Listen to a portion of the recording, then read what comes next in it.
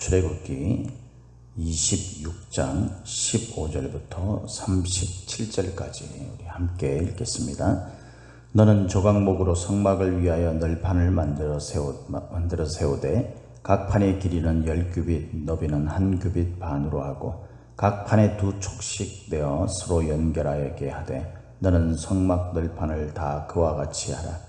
너는 성막을 위하여 널판을 만들 때 남쪽을 위하여 널판 20개를 만들고 20널판 아래에 은받침 40개를 만들지니 이쪽 널판 아래에도 그 2촉을 위하여 2받침을 만들고 저쪽 널판 아래에도 그 2촉을 위하여 2받침을 만들지며 성막 다른 쪽 곧 그 북쪽을 위하여도 널판 20개로 하고 은받침 40개를 이쪽 널판 아래에도 2받침 저쪽 널판 아래에도 2받침으로 하며 성막 뒤 곧 그 서쪽을 위하여는 널판 6개를 만들고 성막 뒤 모퉁이 쪽을 위하여는 널판 2개를 만들되 아래에서부터 위까지 각기 2겹 두께로 하여 윗꼬리에 이르게 하고 2 모퉁이 쪽을 다 그리하며 그 널판에는 은받침이 16이니 이쪽 판 아래에도 2받침이요 저쪽 판 아래에도 2받침이니라.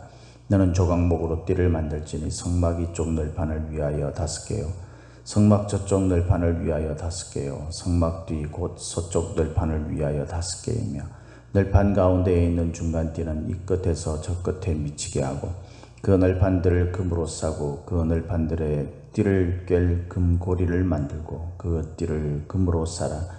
너는 산에서 보인 양식대로 성막을 세울지니라. 너는 청색, 자색, 홍색 실과 가늘게 꼰 배실로 짜서 휘장을 만들고 그 위에 그룹들을 정교하게 수놓아서 금갈고리를 네 기둥 위에 늘어뜨리되 그 네 기둥을 조각목으로 만들고 금으로 싸서 네 은받침 위에 둘지며 그 휘장을 갈고리 아래에 늘어뜨린 후에 증거궤를 그 휘장 안에 들여놓으라. 그 휘장이 너희를 위하여 성소와 지성소를 구분하리라. 너는 지성소에 있는 증거궤 위에 속죄소를 두고 그 휘장 바깥 북쪽에 상을 놓고 남쪽에 등잔대를 놓아 상과 마주하게 할지며 청색, 자색, 홍색 실과 가늘게 꼰 배실로 수놓아 짜서 성막문을 위하여 휘장을 만들고 그 휘장문을 위하여 기둥 5을 조각목으로 만들어 금으로 싸고 그 갈고리도 금으로 만들지며 또 그 기둥을 위하여 받침 5개를 노수로 부어 만들지니라. 아멘. 할렐루야. 오늘도 저와 여러분에게 하나님의 함께 하시는 충만하신 은혜가 임하기를 예수님의 이름으로 축복합니다. 오늘 우리가 읽은 말씀을 가지고 성소로 지어져 가는 성도라는 제목으로 함께 말씀을 나누겠습니다. 이 지금 성소에 관한 이야기를 지금 계속 하고 있기 때문에 그 의미나 그 내용이 유사한 부분들이 많습니다. 우리가 오늘 이렇게 읽은 이 말씀을 가지고 성소로 지어져 가는 성도라는 그 개념도 계속해서 지금 반복해서 나오고 있죠. 오늘 우리가 읽은 이 말씀은요, 그 성막을 세우기 위해서, 성막은 이제 전체를 의미한다 그랬잖아요. 성소를 이렇게 가로막고 있는 그것을 말하는 거예요. 그래서 그 성막을 이제 그러니까 성소를 세울 그 벽에 관한 거죠. 벽에 관한 것. 이 벽에 관한 것들이 이제 널판이라고 그렇게, 재료들을 널판이라고 그렇게 묘사를 해놨습니다. 이것을 이제 쭉 돌아가면서 합니다. 그래서 여러분들이 우리가 주일날 그 그림에서 봤듯이 이제 동쪽 문이 출입구 쪽이죠. 그리고 이제 반대인 그 서쪽은 이제 지성소가 있는 방향입니다. 그래서 동쪽에는 출입문이기 때문에 거기에는 벽이 없어요. 그리고 이제 그 서쪽은 이제 벽이 있죠. 그래서 디귿자 모양으로 이렇게 되어 있다고 생각을 하면 됩니다. 디귿자 모양으로.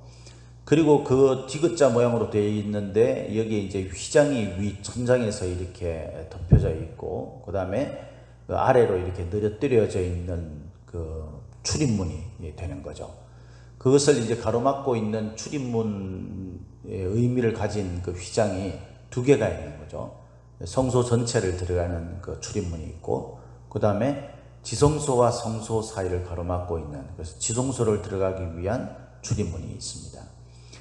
그 출입문을 막고 있는 그 휘장, 그것은 전부 청색, 여기서 보면은 그 색깔별로 되어진 그런 그 배 실을 꼬아서 만든 그 실을 가지고, 배를 꼬아서 만든 그 실을 가지고 술을 놓아서, 그렇게 해서 이제 정교한 술을 놓아서 만들어진 거예요. 근데 이제 성소에 들어가는 그 출입문 쪽에 있는 휘장은 그룹의 그 수가 없고 그림이 없고, 지성소로 들어가는 그 휘장에는 그 그룹으로 수놓아진 그 그림이 있죠.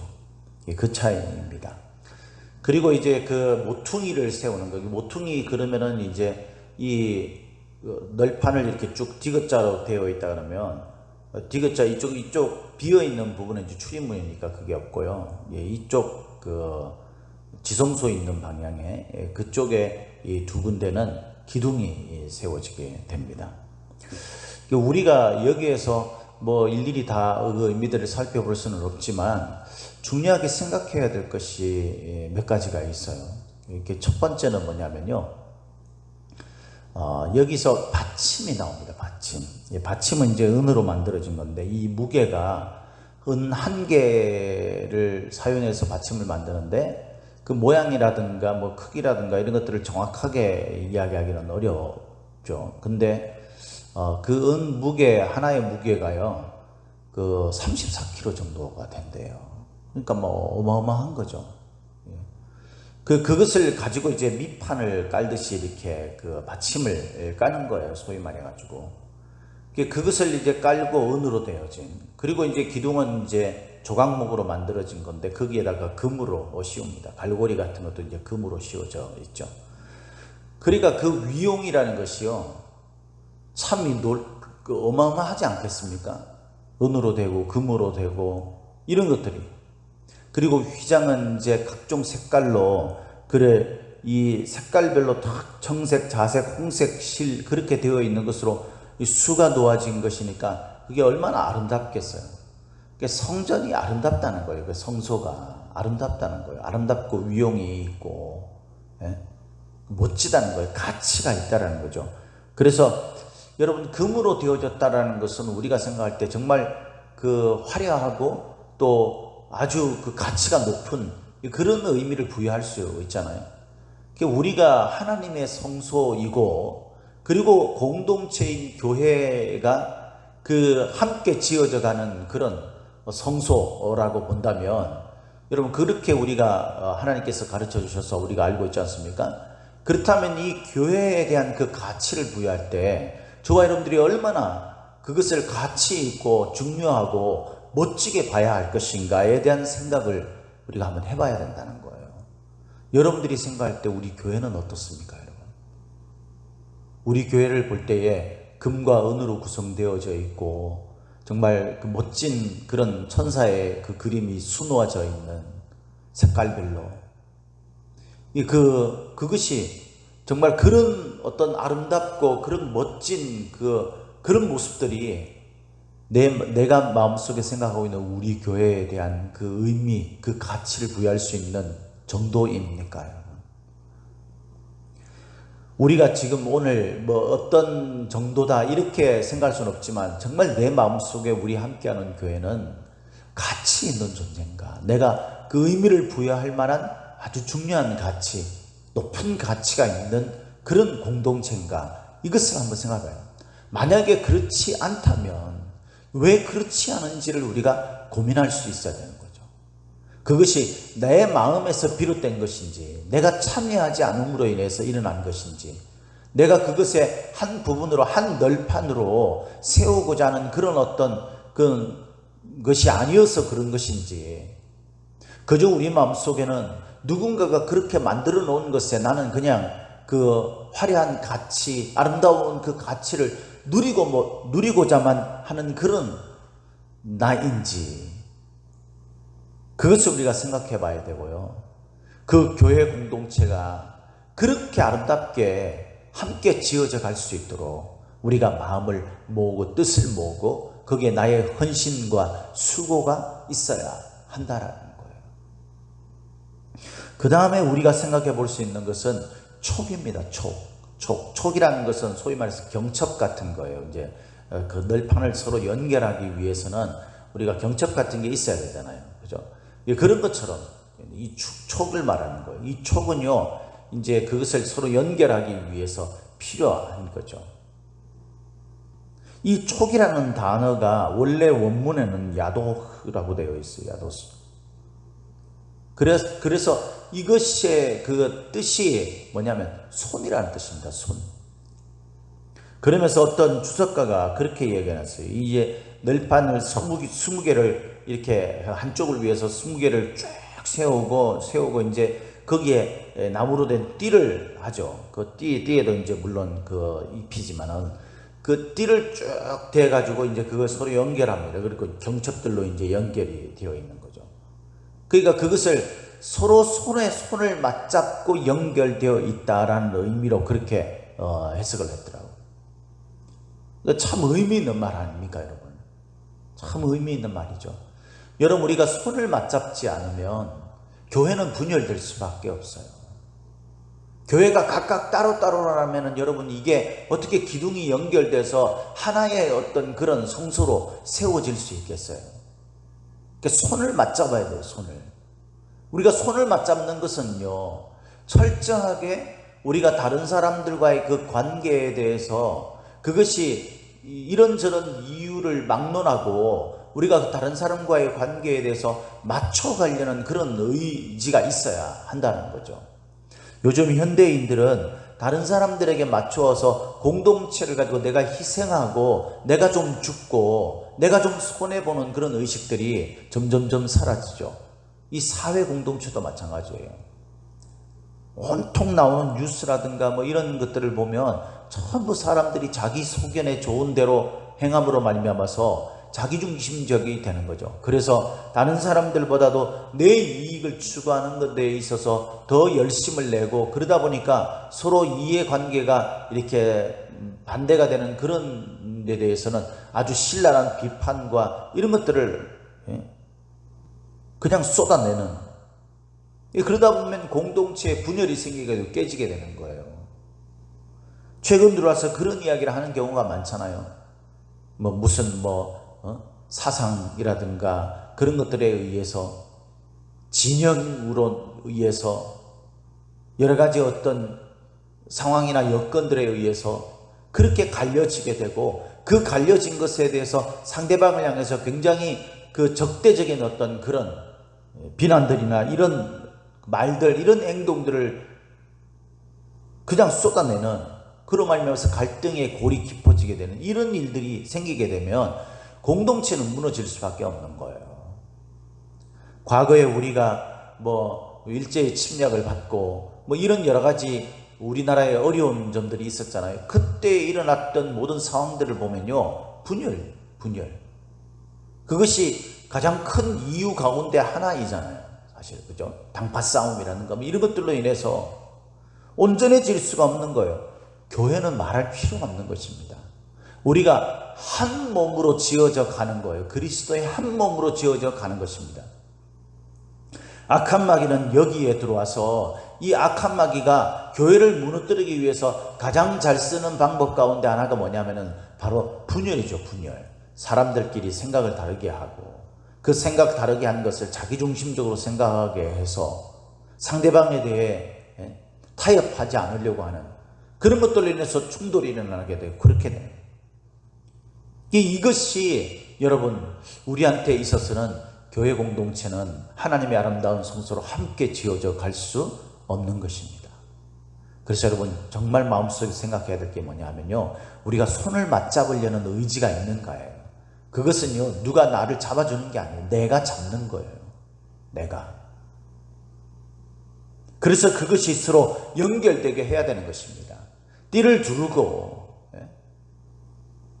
하나님이 정하신 그 잣대의 띠가 우리들에게 둘러져 있고, 그러므로 말미암아서 우리가 함께 그 기준에 의해서 손을 잡고 있는, 그래서 서로 연결되어서 그리스도의 몸된 교회로서의 어떤 모습이 된다면 그 교회가 얼마나 튼튼한 교회가 되겠습니까? 우리 함께하는 교회가 그런 교회가 되기를 바랍니다.